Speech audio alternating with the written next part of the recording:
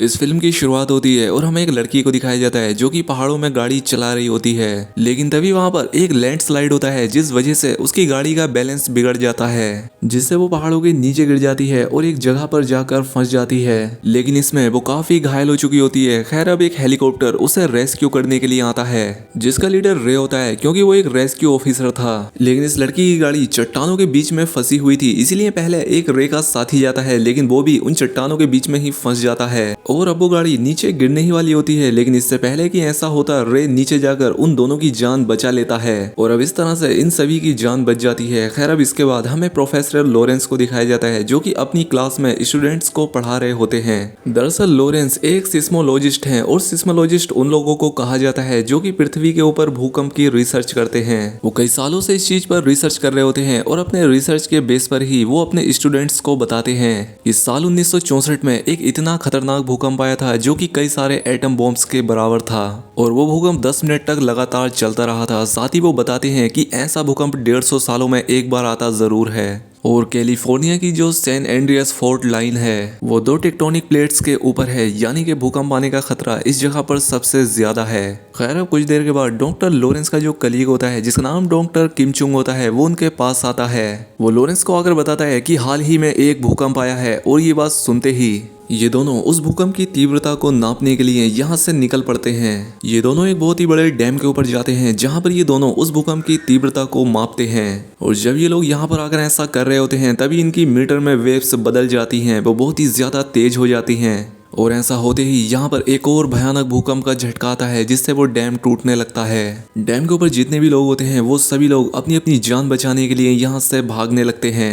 Doctor Lawrence का जो साथी होता है वो भी अपनी जान बचाने के लिए यहाँ से भाग रहा होता है, लेकिन तभी वो देखता है कि यहाँ पर एक बच्ची फंस गई है और इसीलिए वो उस बच्ची को उठाकर यहाँ से भागने लगता है, लेकिन वो खुद इस जगह से बाहर नहीं निकल पाता और उस बच्ची को डॉक्टर लॉरेंस के पास फेंक देता है और वो खुद वहीं पर फंस जाता है, जिसके बाद ये पूरा डैम तबाह हो जाता है। अब दूसरी तरफ हमें फिर से रे को दिखाया जाता है जिसे कि उसी जगह पर उस घटना स्थल पर पहुंचने का एक मैसेज आता है। यहाँ पर हमें रे की बेटी ब्लैक को भी दिखाया जाता है जो कि अब अपनी मोम के साथ रहती है। दरअसल रे और उसकी वाइफ का डिवोर्स हो चुका है और उसकी वाइफ एमा अब अपने बॉयफ्रेंड डैनियल के साथ रहती है और अब डैनियल अपनी किसी मीटिंग के चलते एमा और ब्लैक को लेकर सैन फ्रांसिस्को जा रहा होता है। खैर जब ये लोग वहां पर पहुंच जाते हैं तब रे की बेटी को एक लड़का मिलता है जिसका नाम बैन है। बैन के साथ उसका एक छोटा भाई भी होता है और बहुत ही जल्दी इन तीनों की दोस्ती भी हो जाती है। अब उस भूकंप की वजह से उस डैम पर जो तबाही हुई थी उसकी खबर पूरी दुनिया में फैल जाती है और अब इसीलिए डॉक्टर लॉरेंस के पास एक रिपोर्टर आती है और वो उससे पूछती है कि बताओ ये भूकंप कैसे आया था।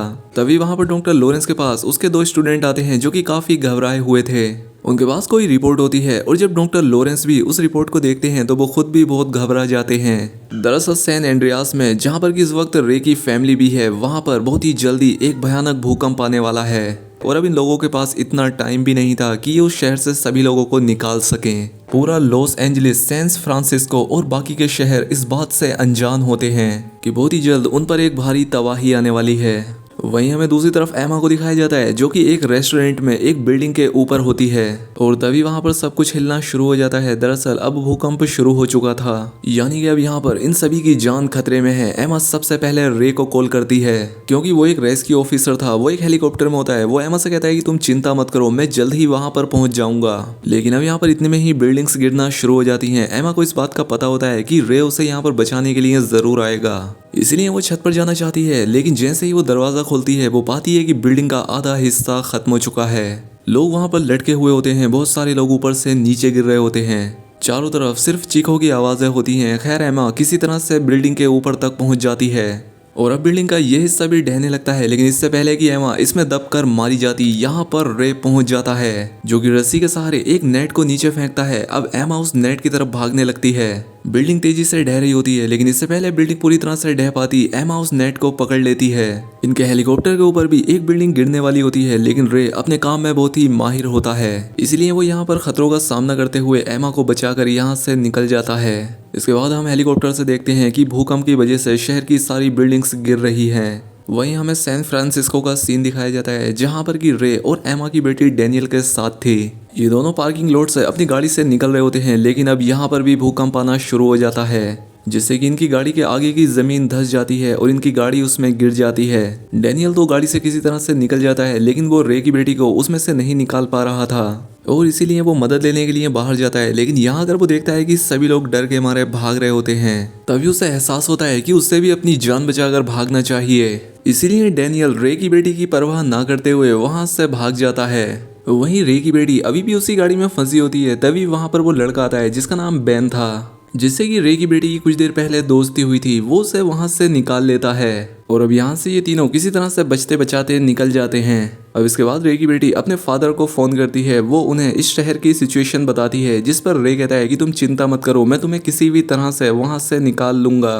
तुम बस किसी ऊंची जगह पर चली जाओ, मैं तुम्हारी मोम के साथ तुम्हें बचाने के लिए आ रहा हूँ। जिसके बाद ये दोनों अपनी बेटी को बचाने के लिए हेलीकॉप्टर से सैन फ्रांसिस्को की तरफ निकल पड़ते हैं। वहीं अब हमें सैन फ्रांसिस्को को दिखाया जाता है, जहां पर कि अब भूकंप के झटके बंद हो चुके थे। सभी लोग किसी सेफ जगह की तरफ जा रहे होते हैं, लेकिन तभी डॉक्टर लॉरेंस को पता चलता है कि अभी इस शहर में भूकंप और भी ज्यादा तीव्रता के साथ आएगा और सैन फ्रांसिस्को में एक बार फिर से भूकंप के झटके आना शुरू हो जाते हैं, जिससे बिल्डिंग्स फिर से गिरने लगती हैं। यहाँ पर डैनियल भी होता है। वो देखता है कि सबके सब अपने आप को बचाने के लिए दीवार के सहारे टिक कर खड़े हुए होते हैं। उसके पास बचने का कोई रास्ता नहीं होता, इसलिए वो दीवार से चिपके एक आदमी को हटाकर वहां पर खुद खड़ा हो जाता है। यह दूसरी तरफ हमें रे और एमा को दिखाया जाता है, जो कि अभी भी हेलीकॉप्टर में थे और तभी इनके हेलीकॉप्टर का फ्यूल खत्म हो जाता है, जिससे वो एक सुपरमार्केट के अंदर क्रैश हो जाता है।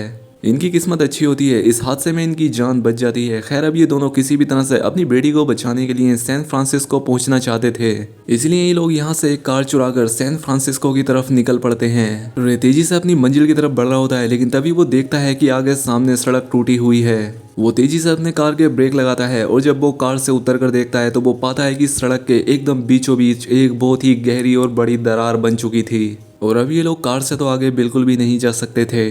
अब इतने में यहाँ पर एक बूढ़ा आदमी भी आता है, जो कि रे से पूछता है कि क्या मैं तुम्हारी कोई हेल्प कर सकता हूँ। रे उस बूढ़े आदमी से कहता है कि मुझे किसी भी तरह से सैन फ्रांसिस्को पहुंचना है, जहाँ पर कि मेरी बेटी मेरा इंतजार कर रही है। अब क्योंकि ये बूढ़ा आदमी एक पायलट होता है, ये उसे अपना प्लेन दे देता है। जिसके बाद रे और एमा उस प्लेन को लेकर अपनी बेटी को बचाने के लिए सैन फ्रांसिस्को की तरफ निकल जाते हैं। ये सैन फ्रांसिस्को पहुंच जाते हैं, लेकिन रे देखता है कि एयरपोर्ट पर प्लेन को लैंड करने की कोई भी जगह नहीं बची है। तो अब इसीलिए वो एमा को अपने साथ लेकर पैरासूट की मदद से नीचे कूद जाता है। जिसके बाद रे एक बार फिर से अपनी बेटी से कांटेक्ट करता है। वो उससे कहता है कि बेटा तुम्हें स्टेडियम की तरफ आना होगा, लेकिन रे की बेटी कार से स्टेडियम की तरफ नहीं जा सकती थी, क्योंकि वो शहर के दूसरी तरफ था। अब इनके पास सिर्फ एक ही रास्ता होता है, वो है पानी का। इसलिए ये लोग एक बोट लेकर पानी के रास्ते उस तरफ जाने लगते हैं, जहाँ पर कि इनकी बेटी फंसी हुई थी। ये बड़ी ही तेजी से आगे की तरफ बढ़ रहे होते हैं। इन्हें लगता है कि शायद बादल बहुत नीचे आ गए हैं, लेकिन जब ये ध्यान से देखते हैं तो ये कोई बादल नहीं था, बल्कि सुनामी की एक बहुत ही बड़ी लहर होती है। और ये इतनी खौफनाक सुनामी भूकंप के झटकों की वजह से ही पैदा हुई थी। बहुत सारे लोग पानी में अपनी बोट्स पर होते हैं। वो समझ जाते हैं कि अब वो लोग वापस नहीं जा सकते। वो सोचते हैं कि हम स्पीड तेज करके इस सुनामी को पार कर लेंगे और इसीलिए सभी लोग पानी की लहर की तरफ बढ़ना शुरू कर देते हैं। लेकिन ये पानी की लहर इतनी ताकतवर होती है कि इसमें बहुत सारे लोग बोट्स के साथ ही वहीं पर मारे जाते हैं। अब किसी तरह से रे अपनी बोट को लेकर उस लहर के ऊपर तक चला जाता है, लेकिन तभी आगे से एक बहुत ही बड़ा कार्गो शिप आता है, जो कि इनकी बोट को कुचलने ही वाला होता है। लेकिन सही समय पर रे अपनी बोट को लेफ्ट ले जाता है, लेकिन इस शिप के ऊपर जो बहुत ही बड़े बड़े और भारी कंटेनर रखे हुए थे वो पानी में गिरने लगते हैं और रे अपनी बोट को किसी तरह से इन कंटेनर से भी बचाकर यहाँ से निकल जाता है। लेकिन पानी की ताकतवर लहरें उस बड़े से शिप को अपने साथ बहाकर ले जाती हैं और सामने होता है गोल्डन गेट ब्रिज, जिसके ऊपर से सभी लोग भागने की कोशिश कर रहे होते हैं। यहाँ पर डैनियल भी होता है और अब वो शिप गोल्डन गेट ब्रिज से टकराता है, जिससे एक कंटेनर डैनियल के ऊपर गिर जाता है और उसका काम खत्म हो जाता है। ये ब्रिज पूरी तरह से तबाह हो जाता है, जिसमें हजारों लोगों की जानें चली जाती हैं और अब पूरे शहर में पानी भर जाता है। पूरे शहर में बाढ़ आ जाती है। बाढ़ की तीव्रता इतनी थी कि बड़ी बड़ी बिल्डिंग्स भी इसके आगे गिर रही थी। वहीं हमें बैन रे की बेटी और उसके भाई को दिखाया जाता है, जो कि एक बिल्डिंग में होते हैं, जहां से रे ने इन तीनों को निकलने के लिए कहा था। लेकिन अब इस बिल्डिंग में भी पानी भरना शुरू हो जाता है, इसलिए ये तीनों और ऊपर चले जाते हैं और जब पानी शांत होता है तो ये तीनों पाते हैं कि ये यहाँ पर फंस चुके हैं। यहाँ से निकलने का कोई भी रास्ता नहीं है। लेकिन अब यहाँ पर एमा और रे भी पहुंच चुके थे। इनकी बेटी इन्हें देख लेती है, वो इन्हें आवाज़ भी लगाती है, लेकिन बिल्डिंग के अंदर होने की वजह से उसकी आवाज़ इन तक नहीं पहुँच पाती। तो इसीलिए ये लोग यहाँ से जाने लगते हैं। तो एमा देखती है कि उसके हाथ पर और बोर्ड पर एक हरे रंग की लेजर लाइट पड़ रही है और जब वो पीछे देखती है तो वहाँ पर उनकी बेटी होती है जो कि लेजर लाइट से इन्हें इशारा कर रही थी। ये अपनी बेटी को देखकर बहुत खुश हो जाते हैं, लेकिन इससे पहले कि ये अपनी बेटी तक पहुँचते पानी की एक और लहर आ जाती है जिससे ये बिल्डिंग धंस जाती है और जिसमें ये तीनों लोग होते हैं वो फ्लोर पानी के नीचे चला जाता है और अब एमा और रे की बेटी पानी के नीचे एक ग्लास के केबिन के अंदर फंस जाती हैं। अब रे अपनी बेटी को बचाने के लिए जाता है और किसी तरह से उस तक पहुंच जाता है। वहीं बाहर से बैन को दिखाया जाता है जो कि उस गिलास को तोड़ने की कोशिश कर रहा होता है, लेकिन ये बहुत मजबूत होता है और जब दूर से एमा ये देखती है तो वो अपनी बोट को पूरी स्पीड से उस गिलास की तरफ लाती है जिससे कि वो गिलास टूट जाता है। जिसके बाद रे अपनी बेटी को बोट के ऊपर ले आता है और बाद में ये बाकी के सभी लोग भी उस बोट के ऊपर बैठकर यहाँ से निकलने लगते हैं। अब पूरी की पूरी बिल्डिंग ढह रही होती है जहां एक तरफ एमा अपनी बोट को निकालने की कोशिश कर रही होती है तो वहीं दूसरी तरफ रे अपनी बेटी को जो कि अभी बेहोश होती है उसे होश में लाने की कोशिश कर रहा होता है। जल्दी उसकी बेटी को होश आ जाता है और अब ये सब के सब इस जगह से निकल जाते हैं, यानी कि अब इन सभी की जान बच गई है और वो भूकंप जो कि पिछले कई मिनट से आ रहा था वो भी अब पूरी तरह से शांत हो चुका था। खैर अब इसके बाद दिखाया जाता है कि पूरी रेस्क्यू टीम यहाँ पर पहुंच चुकी है जो कि यहाँ पर लोगों को बचाने के लिए आ रहे थे और अब एमा और रे भी एक दूसरे के साथ रहने का ही फैसला कर लेते हैं और इसी के साथ ये फिल्म यहाँ पर ख़त्म हो जाती है। तो दोस्तों अगर वीडियो अच्छी लगी हो तो वीडियो को लाइक और अगर चैनल पर पहली बार आए तो चैनल को सब्सक्राइब भी कर लें। मिलते हैं हमारी अगली वीडियो में।